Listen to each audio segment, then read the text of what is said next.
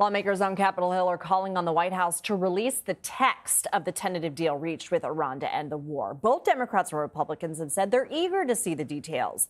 That's because a law passed in 2015 says Congress has to review any deals that involve Iran's nuclear program.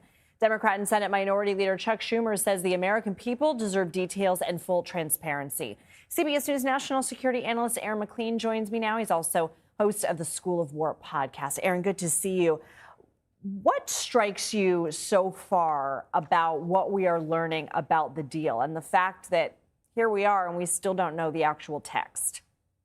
Well, I'd start with the obvious observation, Lindsay, that the fact that it's secret is indicative, I think, of the White House's reluctance for its critics to pounce on whatever aspects of the deal they won't like. If the deal was beyond criticism, presumably we would see the text right now, and there's been no real explanation offered as to why the text is secret. I suspect that one of the things that critics will go after, if you look at some of the reports circulating in the region about what might be in the deal, and we have to be clear, we don't really know what's in the deal, is that Iran will receive some level of inducements up front to give up its control of the Strait of Hormuz.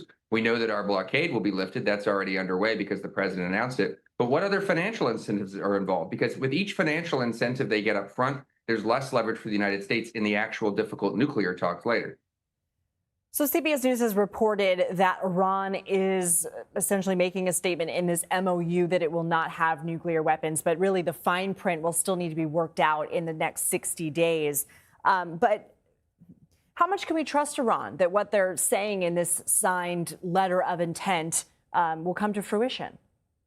Iran has declared for decades that they are not pursuing a nuclear weapon, even as they quite actively have pursued nuclear weapons at various points over those same decades. So their assertion, frankly, Lindsay, means nothing. And the fine print is everything.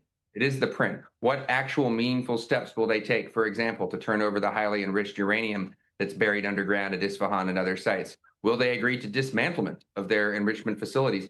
Is the United States even asking for that? We don't really know what our own negotiating position is at this point because, again, it's all secret, and it's hard to imagine how we get from where we are to the kind of strong deal that will prevent Iran from ever having a nuclear weapon that, for example, the vice president claimed it would on CBS yesterday.